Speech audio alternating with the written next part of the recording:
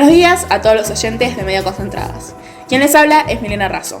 Hoy, en nuestra emisión especial, exploramos un tema fundamental en la sociedad y la cultura contemporánea: la concentración de los medios de comunicación. A continuación, mis compañeras locutoras se presentarán. Buenas tardes, les habla Selene Correa, conductora del segmento Comunicando en la Guerra.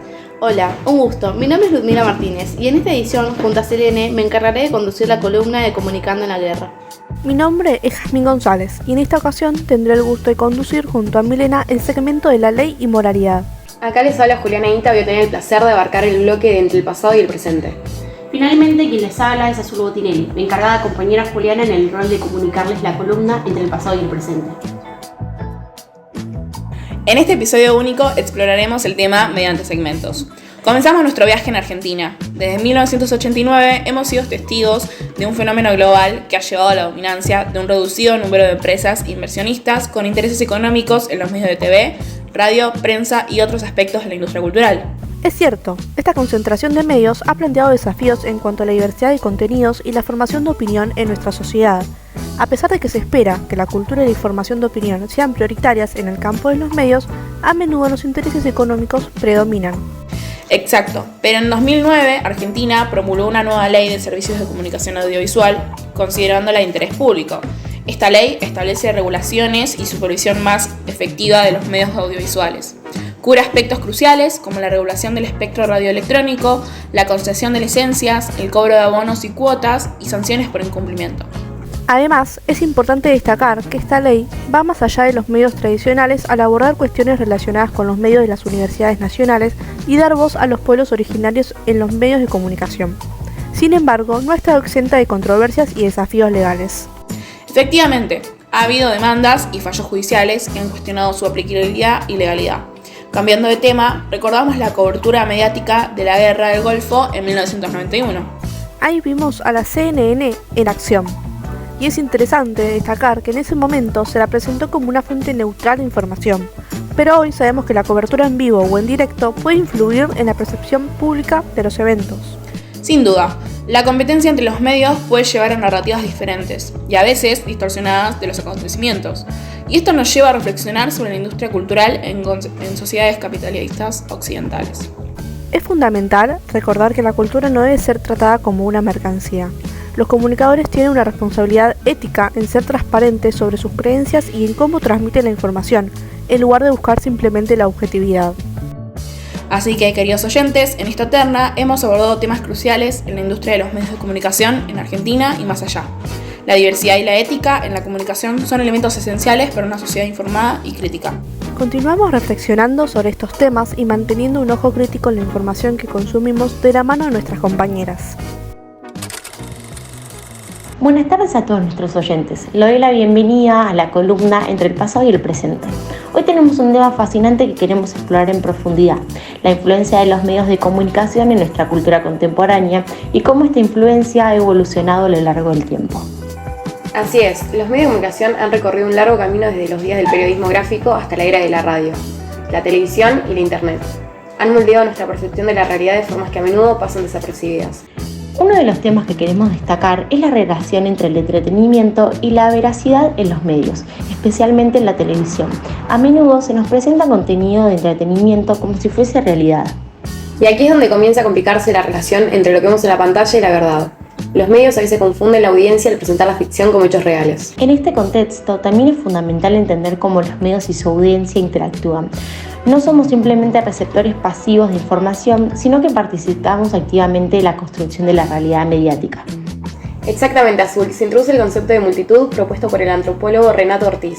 Esta idea nos lleva a reflexionar sobre cómo se percibían los grupos sociales en la era industrial. En ese entonces, la multitud solía ser vista negativamente, asociada con trabajadores, inmigrantes y marginados, percibiéndolos como una amenaza. Esta percepción influyó en las luchas de clases y en las demandas de estos grupos por sus derechos y participación política. Sin duda, refleja una visión etnocéntrica y prejuiciosa que consideraba a la multitud como una amenaza para la civilización. Pero a medida que avanzamos en el tiempo, también vemos cómo cambió la percepción de las audiencias. Es así, surgieron nuevos medios como la radio, la televisión, internet y con ellos una transición de multitud a la masa y al público masivo. Nuestra forma de ver y de participar en los medios evolucionó con el tiempo. Es importante destacar que los medios de comunicación no son meros espejos de la realidad, sino que la construyen desde una perspectiva particular. Los espectadores eligen los medios que se alinean con sus creencias y valores, lo que a su vez influye en su percepción de la realidad. Y no podemos pasar por alto cómo las representaciones en los medios pueden estigmatizar a ciertos grupos y culturas, lo que a su vez puede llevar a la discriminación y a los prejuicios. La responsabilidad ética de los medios es un tema importante que debemos seguir discutiendo. Así que hoy hemos explorado la evolución de los medios de comunicación y su impacto en la sociedad. Le doy el paso a nuestras compañeras para que siga el tema. Buenas tardes a todos los oyentes y bienvenidos a Comunicando la Guerra. Hoy exploraremos un periodo histórico que marcó gran parte del siglo XX, la Guerra Fría, un conflicto ideológico que abarcó política, sociedad y, por supuesto, la influencia de los medios de comunicación. Así es, la Guerra Fría enfrentó a dos bloques poderosos, el occidental capitalista liderado por Estados Unidos y el oriental comunista liderado por la Unión Soviética. Fue un conflicto que se libró en múltiples dimensiones, desde lo político hasta lo informativo, pero notablemente sin enfrentamientos militares directos. Y aquí es donde vemos el papel crítico de los medios de comunicación. La forma en que se representaban los bloques y se informaba al público desempeñó un papel crucial en la percepción de la Guerra Fría. Claro, la Guerra Fría tuvo un impacto global, con conflictos y tensiones en diversas partes del mundo, como la Guerra de Corea y la Guerra de Vietnam. Fueron momentos que dejaron huellas profundas en la segunda mitad del siglo XX. Es interesante notar que este conflicto no fue simplemente militar, sino también una carrera armamentística y tecnológica entre las dos superpotencias.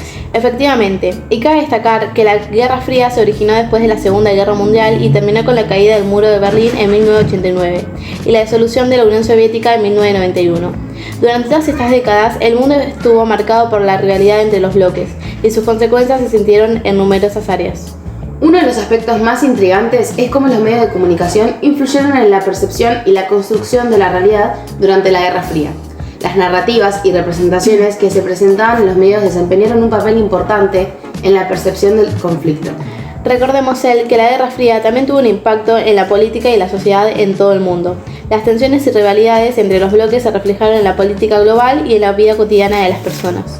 En resumen, este es un ejemplo fascinante de cómo los medios de comunicación pueden moldear la percepción y la realidad, además de su influencia en asuntos políticos y sociales a nivel global. Una lección importante sobre cómo los medios no solo informan, sino que también influyen en la manera en que vemos el mundo que nos rodea. Bueno, ahora nos encontramos con Juan Raso, jubilado de camarógrafo, productor y operador en medios audiovisuales. En el día de la fecha vamos a hablar con él sobre su experiencia como consumidor de radio y TV. Mi abuela en la actualidad tiene 28 y 78 años. Yo te explico cómo es para que vos encabece la entrevista, ¿no? En el día de la fecha vamos a hablar con Juan Raso, un jubilado actualmente de 78 años, sobre su experiencia como consumidor de radio y televisión. Efectivamente. Bueno, vamos a comenzar con una pregunta que dice así. ¿Cómo recuerda la televisión y la radio en su juventud en comparación con la tecnología de hoy en día? ¿Cómo lo recordás antes y cómo crees que es ahora? Recuerdo la televisión, que no recuerdo bien en qué año fue. Sí. Era blanco y negro, Okay. la televisión. Sí, todavía no era color. Y después vino la televisión en color. Creo que Canal 7 fue uno de los primeros canales que empezó a transmitir en colores. Recuerdo como serie dos o tres series. Una que se llamaba Laramie. Se trataba del oeste de Estados Unidos. La otra era Bonanza. ¿Bonanza? Sí, se trataba sobre una familia que eran 3 varones, hijos, no recuerdo bien los nombres ahora, pero sí. Un gordo, un flaco y uno chiquitito. Ajá. Y el padre que lo manejaba todo. Quiere decir que en esa serie lo que se veía es la unión de una familia que ayudaba. La mayoría de las series eran así, de familias. Efectivamente. Había cosas de acción y otras cosas de pensamiento de amistad, de bondad. Familiar. Familiar, efectivamente. Bueno, ¿y esos eran tus programas favoritos de televisión? ¿O eran los que más mirabas? Supongamos, o mirabas mucho, no sé, noticiero antes. Poco. Noticiero se veía en el Canal 7, alguno de los canales estatales, creo que siempre fue, de la cual se miraba canal de noticias. Uh-huh. Y otro que recuerdo yo personalmente, una serie de televisión que hacía Roberto Galán. Uh-huh. Sí. Que era Si lo sabe cante, algo así, donde había entrevistas de pareja, gente viuda, gente separada. Ah, como amor. Era como y Galán, Roberto Galán, formaba parejas.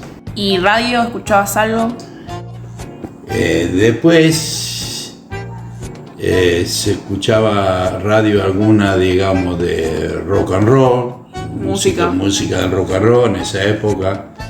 Uno de los favoritos del rock and roll era, recuerdo bien, que era Elvis Presley. Elvis Presley era el rockero más famoso que hubo, que yo recuerde. Sí, el rey del rock and roll.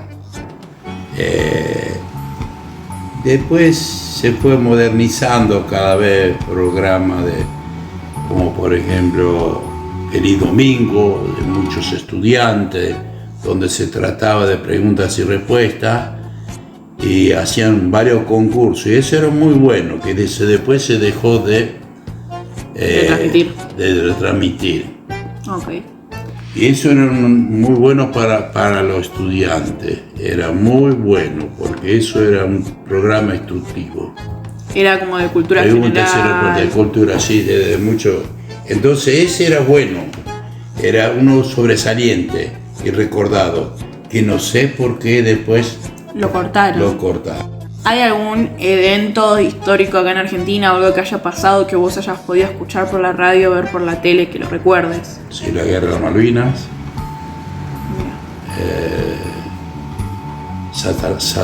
Casaset, algo así, un periodista Casaset, no recuerdo bien. ¿Lo transmitía tipo en la radio? Sí, lo transmitía por radio, por televisión poco, se veía. Lo que más recuerdo fue la Guerra de las Malvinas. Sí. Que fue muy triste, primero alegría, pero muy triste el final. En la actualidad, ¿quiere que hable de la actualidad? ¿Cómo te manejas vos con, no sé, las noticias? Con la tele de hoy en día, que es muy distinta. La tele de hoy en día, mucho noticiero hay. Buenos programas y malos programas. Y la juventud sigue bien. Me haría falta un poco más de cultura, claro, más de uniones, más familia, mejores familias, muchas separaciones, mucho, ¿cómo te puedo decir? Es falta de unión. Falta de unión en la familia. Debe ser por el problema de la crisis que hay económica. Con eso te digo una cosa, estoy tocando un poco la política, porque no hago política. Merece estar en el primer mundo. Y se intentó varias veces estar, no intentaron, pero eso se logra con honestidad y trabajo. Exactamente. Ni más ni menos, no hay otra cosa que pueda discutirse eso. Honestidad y trabajo. Hay que aprender mucho de los extranjeros europeos. Ok. Vos sos un inmigrante. Yo soy un emigrante, sí, con orgullo, pero hubo una Argentina buena y todavía puede haber una Argentina buena. Ok. Y esto para finalizar y para cerrar, ¿cómo ves que ahora se manejan los medios de comunicación? ¿Los ves como honestos, reales? O sea, por ejemplo, en los noticieros, los programas que comunican lo que está pasando hoy en Argentina, ¿los ves como honestos o ves que cumplen un mal papel en la sociedad, como es decir, como transgiversan las cosas o asustan a la gente o capaz no están contando todo, no sé eso, como vos lo verás. Efectivamente. Honesto, muy poco. Contado con el dedo en la mano. Mira. 2 o 3 programas nada más. Han comprado, digamos, los canales de televisión. Entonces hay como una cierta prohibición. Hay mucho, vos decís que hay mucha intervención de los partidos políticos en los canales de televisión. Intervienen demasiado. Claro, no se puede decir que todos son malos ni que todos son buenos. Vamos a volver al primer mundo, porque Argentina tiene lo que no tiene Europa. Todas las estaciones, tierra fértil y mucha seriedad. Uh-huh. Bueno, este fue la entrevista a Juan Raso, desde el lado de nieta, siendo que es mi abuelo, Nono. Te agradezco, Juan. Muchas gracias. Gracias, mi vida. Y espero que esto cambie, que el próximo entrevista que haga te pueda contar muchas cosas mejor antes de morirme, porque todavía pienso vivir 105 años. Está bien, esperamos. Gracias por acompañarnos en Medio Concentradas, su programa favorito sobre comunicación. Ha sido un placer compartir este tiempo juntos, explorando aspectos muy interesantes. Nos lamentamos que sea capítulo único, esperamos que les haya gustado. Gracias totales.